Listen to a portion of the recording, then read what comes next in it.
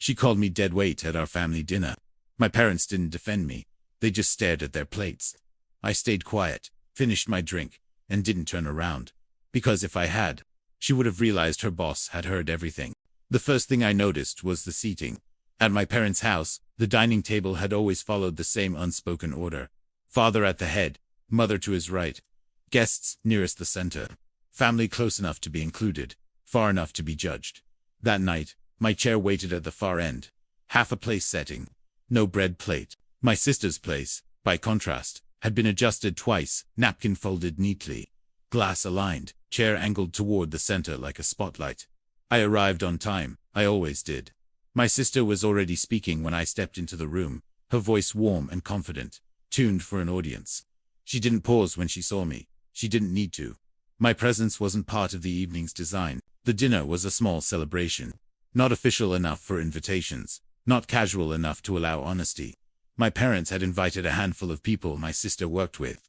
Just a nice meal, my mother had said earlier that week. It would mean a lot if you came. So I came. I took my seat without comment, smoothing my jacket, folding my napkin. Across from me sat a man in a tailored suit, posture straight, expression neutral. He was older than the others, composed in a way that didn't ask for attention, but earned it anyway. He nodded once when our eyes met. I nodded back. The conversation flowed around promotions, deadlines, and long hours. My sister carried it easily, steering topics, finishing sentences for others. My parents listened with visible pride, leaning in whenever she spoke, as if proximity alone might reflect some of her success onto them. No one asked me anything. That wasn't unusual. What was different was how intentional the absence felt. Plates were served, glasses filled. My mother reached past me to refill my sister's wine, her hand brushing my sleeve without acknowledgement. She murmured an apology to my sister for the inconvenience, as if I were an obstacle rather than a son. I watched. I always did. Halfway through the main course, my sister set her fork down gently. The sound was small, but it carried. She leaned back, scanning the table with a practiced smile. You know, she said lightly, it's exhausting being the only one who actually pulls their weight. The words weren't sharp. They didn't need to be. A few people chuckled, uncertain whether it was a joke. My parents smiled politely. My father kept his eyes on his plate, studying it as though it held answers. My sister continued, her tone thoughtful. Some people just get comfortable letting others carry them. No ambition, no urgency, just there. She glanced in my direction then, just long enough. No one said my name. I took a slow sip of water, set the glass down carefully. The tablecloth had a faint stain near my plate, something spilled earlier and wiped away poorly. It remained noticeable only if you were looking for flaws. I wasn't angry. I was attentive.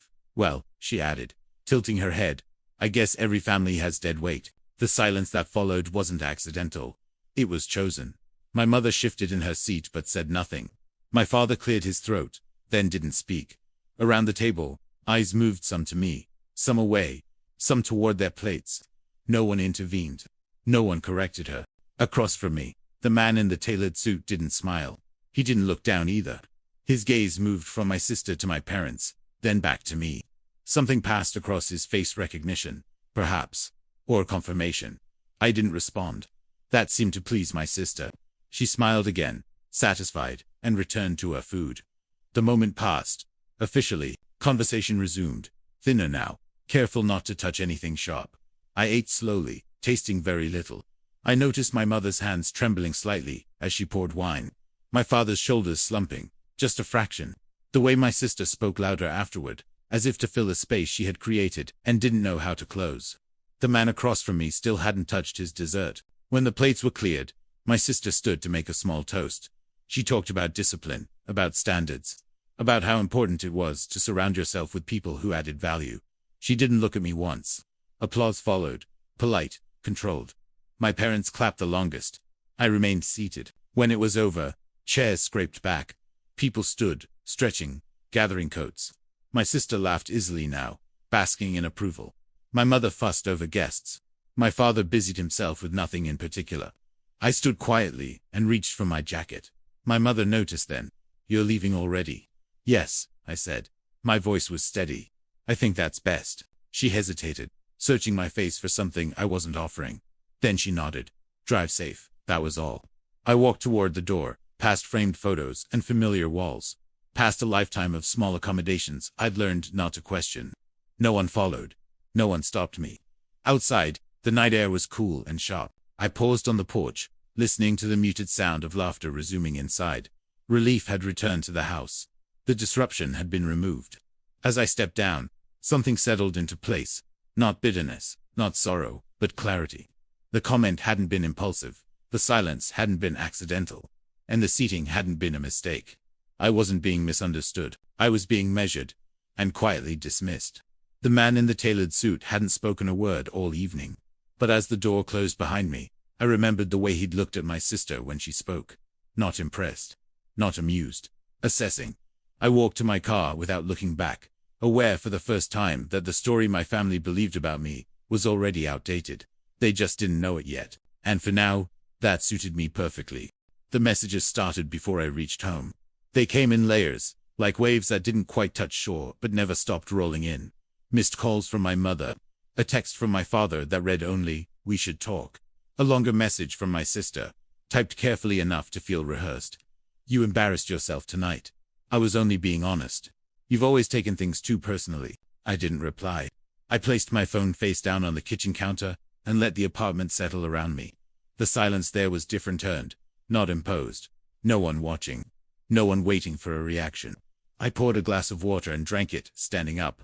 By morning, the narrative had already been rewritten without me. My aunt called first.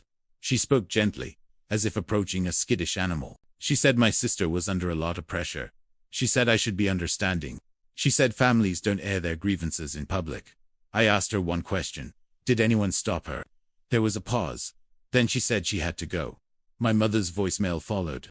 Her voice trembled with practiced concern. She said she was worried about me. She said my sister hadn't meant it the way it sounded. She said people were asking questions. That last part was the only honest thing she said. By the second day, the tone changed. My sister called twice. I let both go unanswered. Her third attempt came as a voice note. Sharper now, her patience thinning. "You can't just disappear when things get uncomfortable," she said. "People are talking. This is making me look bad." I deleted it. What none of them seemed to understand was that I hadn't disappeared. I had simply stepped out of reach. For years, I had been the quiet constant, the one who adjusted schedules, the one who covered gaps.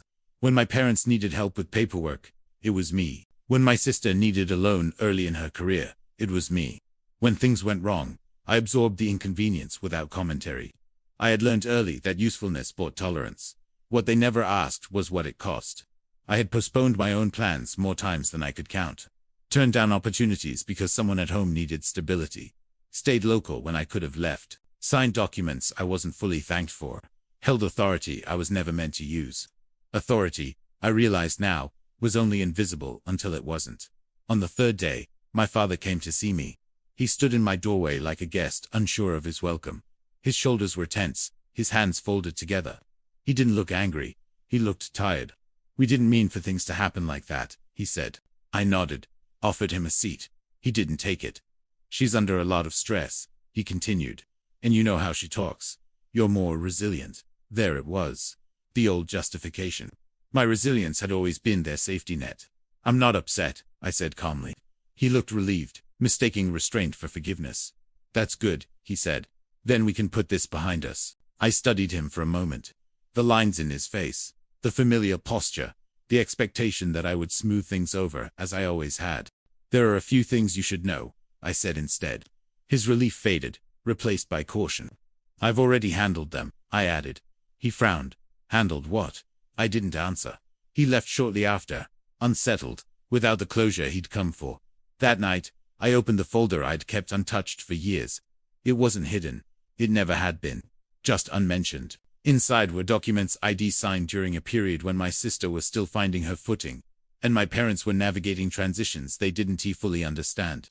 Legal paperwork, ownership clauses, provisions drafted carefully by professionals who believed in contingencies. At the time, it had been framed as a formality, a precaution, something that would never matter. I had believed them, but I had kept copies anyway. The next morning, I scheduled a meeting. The man in the tailored suit had been easy to find. His card had been discreet, passed to me as I stood to leave that night, slipped into my hand, with a nod and no explanation. He remembered me immediately. "I wondered when you'd call," he he said. We met in his office 2 days later. He listened more than he spoke. When I finished explaining, he leaned back, steepling his fingers. Your sister's very confident, he said. Confidence is useful, but it often ignores foundations. He opened a file and reviewed the documents I placed in front of him. His expression remained neutral, but his attention sharpened. These are still valid, he said after a moment, and they place you in a very different position than your family seems to believe. I nodded. I assumed as much. He smiled faintly. Assumptions are dangerous. Verification is better. Over the next week, things moved quietly. My sister's calls became more frequent, then more hostile. She accused me of sulking, of trying to punish the family, of being dramatic. My mother sent messages filled with guilt disguised as concern. My father sent none. I responded to no one. Instead, I let the process unfold. There were meetings, clarifications, confirmations. Each one added weight to something I had never intended to use, but had always respected. By the time my sister realized something was wrong, it was too late to correct the narrative. She invited me to coffee. I declined. She showed up at my apartment unannounced. I didn't open the door. From the other side, I heard her voice sharpen, then soften. Threats turned into bargaining. Bargaining into pleading. I waited until she left. The final message came that evening. If you do this, you'll destroy everything. I read it twice. Then I placed the phone down and returned to my work. What she didn't understand was that nothing was being destroyed. Everything was simply being seen. The turning point came quietly, as all inevitable things do. An email arrived confirming a meeting scheduled for the following week. Present would be parties who believed themselves untouchable, and others who understood leverage better than loyalty. I closed my laptop and sat back. For the first time since that dinner, I allowed myself a breath that wasn't measured. I hadn't raised my voice. I hadn't corrected her publicly. I hadn't defended myself at all. I had just waited. And the truth, patient as ever, was finally ready to speak. The meeting took place on a Tuesday morning. It was held in a conference room. My sister had bragged about one's glass walls. City view, the kind of space designed to project authority before a single word was spoken. She had always spoken about it, as if proximity alone conferred power. When I arrived, I wasn't early or late. I arrived exactly on time. My sister was already there, seated near the center of the table. Our parents sat beside her, positioned like witnesses rather than participants. I noted, without judgment, that they hadn't chosen the seats closest to the head. They looked up when I entered. My sister's expression tightened first, then smoothed. She offered a smile that didn't quite reach her eyes. You came, she said. I nodded, and took the empty chair at the far end. I didn't sit beside anyone. The man in the tailored suit entered moments later, followed by two others. One was a senior partner from the firm my sister worked for. The other carried a folder thick enough to suggest preparation. Introductions were brief, formal. No one mentioned the dinner. No one mentioned the calls. The meeting began as meetings usually do: status updates, projections, carefully worded optimism. My sister spoke confidently, outlining plans, citing numbers, framing herself as indispensable. I watched her hands as she spoke. They moved quickly, decisively. She was good at this part. When she finished, the senior partner nodded, then turned slightly toward the man in the tailored suit. Before we proceed, he said, there are structural matters we need to clarify. The room shifted. My sister straightened in her chair. Our parents exchanged a glance. The man in the tailored suit opened his folder. These matters concern ownership, authority, and oversight, he said calmly. Specifically, the legal framework established 5 years ago. My sister frowned. I'm not sure I understand. That's all right, he replied. You don't need to. He slid a document across the table, not to her, but to the senior partner. I recognized it immediately. The senior partner read in silence. His expression changed subtly, the way trained professionals register new information without dramatics. He looked up. Is this accurate? He asked. It is, the man in the tailored suit said. Verified last week. The room was quiet enough that I could hear the hum of the air conditioning. My sister turned toward me. What is this? She asked, her voice controlled but strained. I met her gaze evenly. It's the structure you benefited from, I said. The one you never asked about. Our mother leaned forward. John, we didn't know. I know, I said gently. That stopped her. The senior partner cleared his throat. This document places decision-making authority in Mr. Adams' hands, he said. Final authority. My sister's confidence faltered, just slightly. That's not possible, she said. I built this. You built on it. the man in the tailored suit corrected. There's a difference. Her eyes flicked to our father. He said nothing. The second official opened his folder and added, there are also financial considerations. Certain approvals were assumed. They were never granted. The implications settled slowly, like dust after something heavy has been moved. My sister's voice lowered. Why wasn't I told? I answered before anyone else could. Because you never asked, I said. And because I never needed credit. She looked at me then, as if seeing me clearly for the first time. The senior partner shifted in his seat. Given this information, he said, we'll need to reassess leadership roles moving forward. My sister's composure cracked. This is ridiculous, she said. He's never even here. I've always been here, I said quietly. Just not where you were looking. No one argued. The facts didn't invite it. Our parents sat in silence, their expressions caught between confusion and regret. I didn't look to them for validation. I didn't need it. The man in the tailored suit concluded the meeting with efficiency. Going forward, he said, communications and approvals will be routed through Mr. Adams. He gathered his papers. That will be all. The meeting ended without raised voices or dramatic exits. People stood. Chairs slid back. Hands were shaken. My sister remained seated. I waited until the room had nearly emptied before standing myself. She spoke then, her voice low. You planned this. I considered the word. No, I said. I prepared for it. She looked away. Our parents approached me hesitantly. My father opened his mouth, then closed it again. My mother reached out, then stopped herself. I nodded to them both. I'm not angry, I said. But I won't be invisible anymore. They didn't respond. Outside, the city moved on as it always had. Cars passed. People hurried. No one noticed the quiet rebalancing that had just occurred. That was fine. In the days that followed, the story changed. Not dramatically, not publicly, just enough. My sister stepped back from her role. Officially, it was by mutual agreement. Unofficially, it was understood. Our parents called less when they did. Their tone was different, careful, measured. I maintained the same distance. I always had, respectful, but firm. Weeks later, I returned to my apartment one evening and sat in the quiet I had learned to value. I thought about the dinner, the words she had used, the way everyone had waited for my reaction. I hadn't given them one. And in that space, something else had happened. I had chosen myself without announcing it. There was no triumph in that. No satisfaction that needed sharing. Just relief. I turned off the lights and let the silence settle not as something imposed, but as something earned. For the first time in a long while, it felt like mine. The weeks after the meeting passed without drama. That, more than anything, told me how thoroughly the balance had shifted. There were no angry voicemails. No confrontations. No attempts to rewrite what had happened. My sister didn't reach out at all. Not to argue, not to explain, not even to accuse. Her silence was careful, measured, and unfamiliar. It wasn't the silence of dismissal she once used on me. It was the silence of someone recalculating. Our parents, however, struggled with the adjustment. My mother called first, 3 days after the meeting. Her voice was softer than usual, cautious, as if she were navigating unfamiliar ground. I didn't realize how much you were carrying, she said. I didn't respond immediately. I had learned that pauses often revealed more than words. It was never about carrying, I replied finally. It was about not being seen. She exhaled slowly, the sound of someone recognizing something too late. After that, the calls became more frequent but shorter. Questions without direction. Statements that sounded like apologies but stopped just before becoming one. I listened. I didn't interrupt. I didn't correct their version of events unless it drifted into fiction. I had no interest in rewriting the past, only in deciding how much access it would have to me moving forward.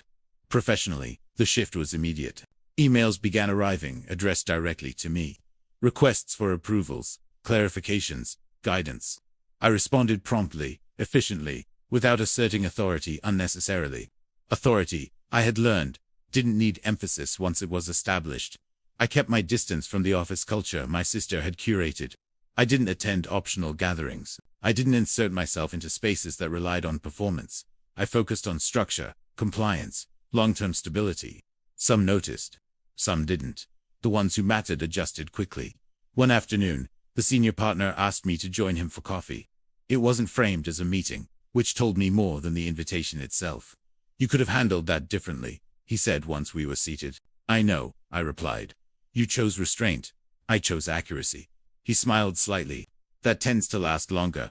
I didn't ask about my sister. I didn't need updates on her standing. The absence of her name in conversations spoke clearly enough. At home, my life began to reorganize itself in quiet ways. I replaced furniture that had always felt temporary. I reorganized shelves, not because they needed it, but because I could. I cooked meals that took time instead of relying on convenience. Small choices, but intentional ones. Control, I realized, wasn't about dominance. It was about alignment. One evening, my father asked if we could meet. Not as a family. Just the two of us. We chose a small cafe neither of us had been to before. Neutral ground. He arrived early. I arrived on time. He looked older than I remembered. Or maybe he had always looked like this, and I was just seeing it clearly now. I failed you, he said without preamble. I studied his face, the lines around his eyes, the way his hands rested on the table, unsure of what to do with themselves. You chose silence, I said. That's different from failure. But it has consequences. He nodded slowly. I thought keeping peace meant avoiding conflict. It meant choosing comfort over truth, I replied. He didn't argue. That was new. I don't expect forgiveness, he said. I just didn't want to pretend nothing changed. Something did change, I agreed. And pretending otherwise would make it worse. We sat there for a while, the conversation settling into something quieter. Not reconciliation. Not distance. Something in between. When we stood to leave, he placed a hand on my shoulder, then thought better of it, and withdrew. I respected that. My sister and I crossed paths once, unexpectedly, in a lobby downtown. She looked composed, professional, but there was a tightness around her eyes that hadn't been there before. John, she said. I nodded. Take care, she hesitated. I didn't know. I know, I replied. It wasn't absolution. It wasn't condemnation, just truth. She walked away without another word. That night, I reflected on the words she had used at the dinner. Dead weight. I considered how easily people assign labels when they don't understand foundations. How often visibility is mistaken for value. I had spent years operating quietly, believing that contribution would eventually speak for itself. I had been wrong about the timing, but not the outcome. Recognition, I learned, arrives when silence is no longer mistaken for absence. Months later, the company stabilized under its revised structure. Growth was steady. Decisions were deliberate. The chaos my sister thrived in had been replaced by systems that didn't depend on personalities. I didn't feel pride in that. I felt peace. Our family dynamic remained altered. Holidays were calmer, shorter. Conversations stayed on neutral ground. No one tried to resurrect old narratives. No one tested boundaries. They had learned where they were. So had I one evening. I stood by my window, watching the city lights flicker on one by one. I thought about how close I had come to believing their version of me. How tempting it had been to internalize their dismissal as truth. But truth, I had learned, doesn't announce itself loudly. It waits. It allows others to underestimate it.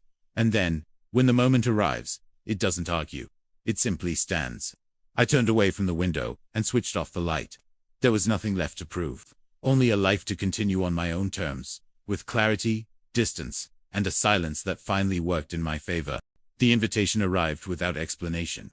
No letterhead, no agenda, just a date, a time, and the name of a private dining room downtown. Neutral territory again. That alone told me this wasn't casual. I didn't ask who had arranged it. I already knew. When I arrived, the room was empty except for a long table set for 4. Water glasses aligned carefully. No flowers. No distractions. Everything about the space suggested intention. I chose a seat near the end, not the head. Control, I'd learned, didn't require positioning. My parents arrived next. My mother's smile was tentative. Her hands clasped together, as if she were bracing herself. My father nodded, his expression reserved. They sat across from me, leaving the 4th chair conspicuously empty. We waited. The door opened again. My sister walked in alone. She paused when she saw me, just briefly, then recovered. Her posture was straight, practiced, but I noticed the way her eyes scanned the room first, as if measuring exits. She took the remaining seat. No one spoke for a moment. The silence wasn't awkward. It was deliberate.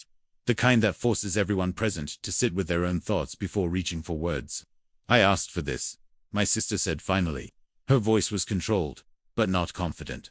I thought it was time we talked honestly. I folded my hands on the table. Honesty tends to arrive late, I said. But it still counts. She swallowed. I didn't know who you were at that dinner. I know. That answer unsettled her more than anger would have. She turned to our parents. You didn't know either. My mother looked down at her glass. My father stared straight ahead. We assumed, my sister continued. And assumptions are easy when they're convenient. I watched her carefully. This wasn't an apology. Not yet. This was something else. A recalibration. She took a breath. The board is restructuring again. I waited. They've offered me a role, she said. A different one. Not a promotion.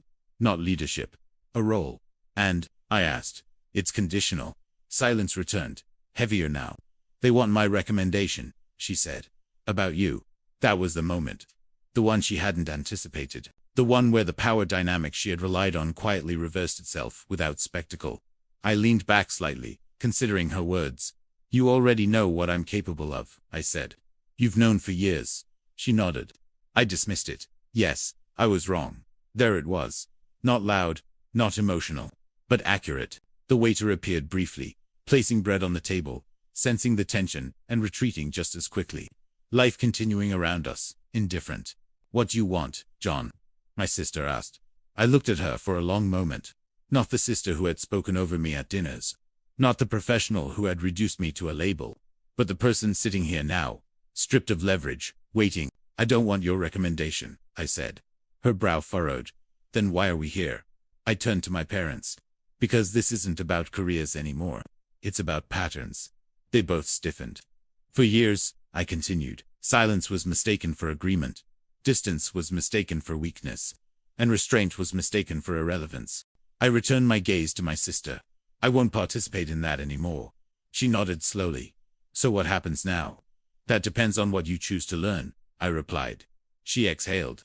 And if I recommend you, you can, I said. But it won't change my decision. Her eyes widened slightly, which is, I'm stepping away. The words landed with weight. From the company, my father asked. From the structure that made this possible, I said. I'll consult when necessary. I'll advise when asked. But I want to exist quietly in systems that only value me when they re-cornered. My sister looked stunned. You're walking away again. No, I corrected gently. This time, I'm choosing where I stand. She sat back, absorbing that. And what about us?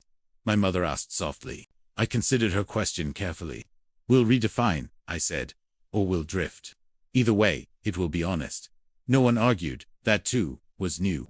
The meeting ended without raised voices or dramatic exits. We stood, gathered our things, and left separately. No promises were made. No resolutions declared. Just truth placed on the table, finally allowed to exist. Weeks later, the announcement came. I declined the formal role. The board adjusted accordingly. My sister accepted her position, diminished but stable. Our parents adapted to a quieter version of family life, one without illusions. As for me, I built something smaller, more precise. Advisory work, selective partnerships, environments where contribution was recognized without performance. People asked why I didn't take the spotlight when it was finally offered. I never answered directly. Because the truth was simple. I had learned that dignity doesn't arrive when others acknowledge your worth. It arrives when you stop waiting for them to. One evening, months later, I received a message from my sister. Just one line. I'm listening now. I stared at it for a long moment before replying. So am I. And I meant it. Not to the noise, but to myself. The story didn't end with applause or regret. It ended with clarity.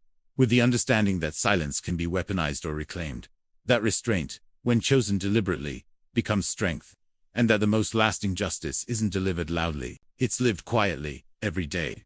By someone who finally knows exactly who they are and refuses to let anyone else define it again.